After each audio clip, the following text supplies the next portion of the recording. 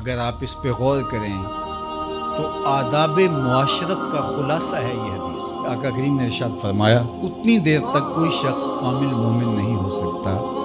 جب تک وہ اپنے مومن بھائی کے لیے وہ پسند نہ کرے جو اپنے لیے پسند کرے۔ ایک اچھا معاشرہ تشکیل دینے کے لیے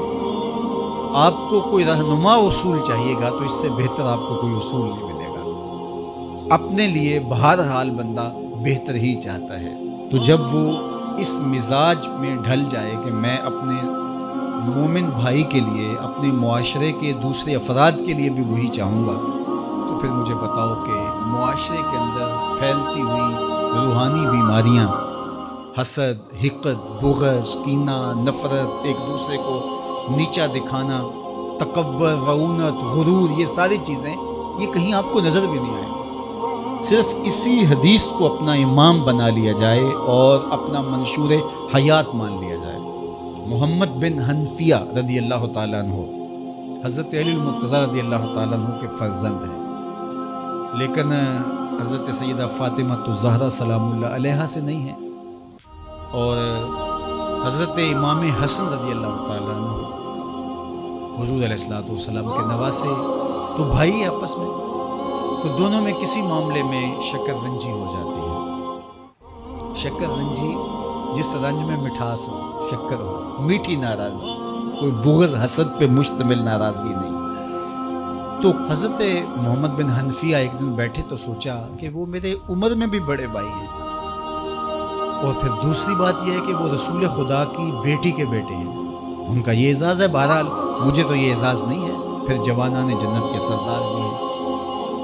تو میں ان سے ناراض ہوں، وہ میرے سے ناراض ہیں، تو بات میں کوئی اتنی خاص نہیں۔ تو اب دن بھی 3 گزر رہے ہیں، چلو میں ان کو راضی کر لیتا ہوں۔ تو گھر سے نکلے ان کو راضی کرنے کے لیے، تو واپس آ گئے راستے سے،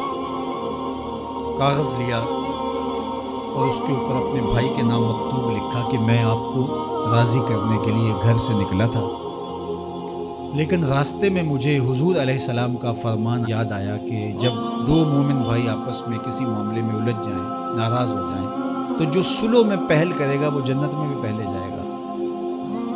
تو میں تو یہ گوارا نہیں کرتا کہ آپ سے پہلے جاؤں، تو میں ناراض ہوں، آپ آئیں اور مجھے منائیں۔ تو حضرت امام حسن نے خط پڑھا اور مسکرانے لگے، اور آپ تیزی کے ساتھ تشریف لائے اور اپنے بھائی کو کہا اچھا مان جاؤ پھر، تو وہ مننے کے لیے تو پہلے ہی تیار تھے نا۔ تو جب آپ اپنے مومن بھائی کے لیے وہ پسند کریں گے جو اپنے لیے پسند کرتے ہیں، تو پھر زندگی گزارنے کا مزہ آنے لگے گا۔ نفس روکتا ہے یہ چیز میرے پاس ہے اس کے پاس نہ ہو، یہ اعزاز میرے پاس ہے اس کے پاس نہ ہو، اور اس کی ایک اپنی لذت ہے اور وہ مادی لذت ہے، اور ایک ہے باطن کی، روح کی لذت۔ تو روح کی لذت نفس کی لذت سے کہیں زیادہ اور کہیں دیر پا اور کہیں مختلف ہے۔ اس لیے جب آپ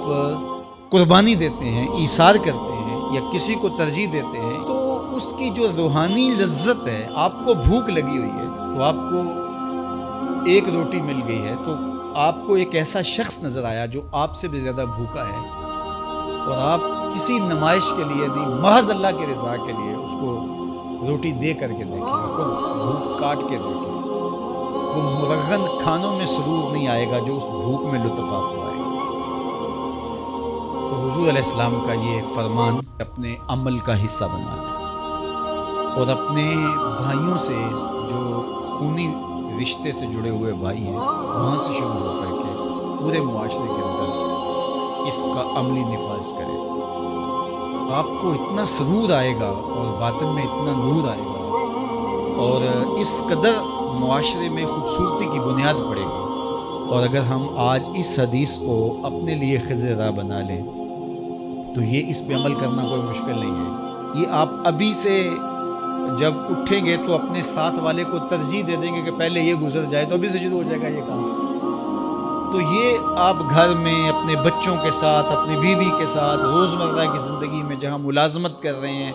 کاروبار کر رہے ہیں، جن دوستوں کے ساتھ کھیل رہے ہیں حتیٰ کہ، تو یہ وہ چیز ہے کہ اس کا آغاز عمل سے پہلے سوچوں سے شروع ہو جاتا ہے۔ کہ آپ کسی کے لیے اچھا سوچنا شروع کر دیں. جو اپنے لیے سوچتے ہیں وہ اپنے بھائی کے لیے بھی سوچیں. ہمارے بزرگ فرمایا کرتے تھے کہ کسی کے ساتھ دوستی کا ایک حق یہ بھی ہے کہ اس کی آخرت کے لیے سوچا جائے